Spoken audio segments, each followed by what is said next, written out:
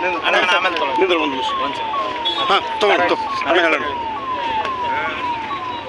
ಕ್ಷೇತ್ರದ ಬೆಮ್ಮಕಡ ಗ್ರಾಮದ ನಿವಾಸಿ ವೆಂಕಟೇಶ್ವರವರು ಇನ್ನು ಸ್ವರ್ಗವಾಸಾಗಿದ್ದಾರೆ.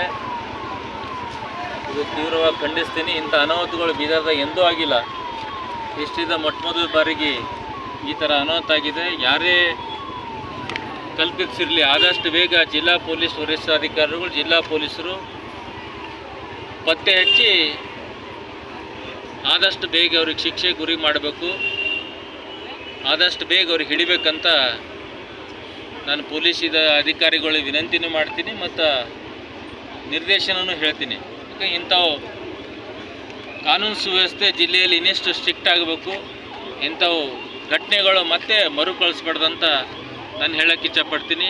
ಯಾಕಂದರೆ ಇಂಥ ಆಗೋದ್ರಲ್ಲಿ ಜನರಲ್ಲಿ ಒಂದು ಭಯ ಮೂಡ್ತದೆ, ಜನರಲ್ಲಿ ಒಂದು ಆತ್ಮವಿಶ್ವಾಸ ಸರ್ಕಾರ ಮೇಲೆ ಹೋಗ್ತದೆ. ಯಾಕಂದ್ರೆ ಈ ಸರ್ಕಾರ ಜನರ ರಕ್ಷಣೆಗೋಸ್ಕರ ಸರ್ಕಾರ ಇರಬೇಕು, ಜನರ ತೊಂದರೆ ಕೊಡೋಕೆ ಸರ್ಕಾರ ಇರಬಾರ್ದು. ಇಂಥವೆಂದು ಮತ್ತು ಚಿಕ್ಕನಡ್ದು ಇಷ್ಟು ವರ್ಷ ಬೀದರ್ದಾಗ ಮೊದಲನೇ ಬಾರಿಗೆ ಆಗಿದೆ.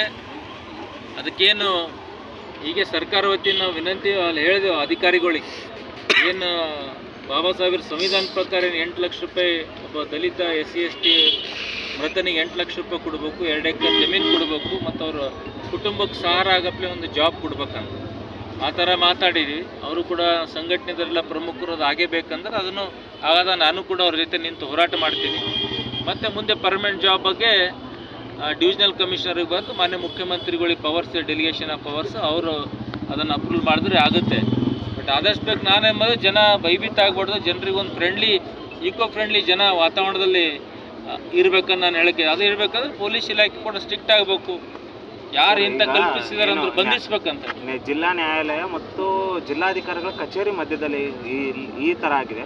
ಏನು ರಾಜ್ಯದಲ್ಲಿ ಕಾನೂನು ಸುವ್ಯವಸ್ಥೆ ಹಾಳಾಗಿದೆ ಅಂತ ಅನಿಸುತ್ತೆ? ಕಾನೂನು ಸುವ್ಯವಸ್ಥೆ ಈಗ ಮಾನ ಮೂರ್ತಿಗಳಿಗೆ ಕೂಡ ಅಂಬೇಡ್ಕರ್ ಜೀವನದಲ್ಲಿ ಬಸವಣ್ಣವ್ರದ್ದು ಮೊನ್ನೆ ದಾಡಿಗೆ ಅಲ್ಲ ಮಾನ್ ಪುರುಷದ ಕೂಡ ಮೂರ್ತಿಗಳಿಗೆ ಕಿಡಿಗೇಡಿಗಳು ಮಾಡ್ತಾರಂದ್ರೆ ಇದು ಎಲ್ಲಿಂದ ತನಕ ನಡೆದು ಇದು ಭಾಳ ತೀವ್ರವಾಗಿ ನಾವು ಖಂಡಿಸ್ತೇವೆ. ಮತ್ತು ಮೊನ್ನೆ ನಮ್ಮ ಜೇವರ್ಗಿದಾಗ ನೋಡಿದ್ರಿ, ಮತ್ತು ಬೆಂಗಳೂರಲ್ಲಿ ನಾವೇನು ಗೋಮಾತಾ ಅಂತೇವೆ, ಗೋಮಾತಾ ಕೆಚ್ಚಲನ್ನೇ ಕೊಯ್ಯೋದು, ತಾಯಿ ಇದು ಕೊಯ್ಯೋದು, ಅದು ಬರೋಬರಿ ಅದು.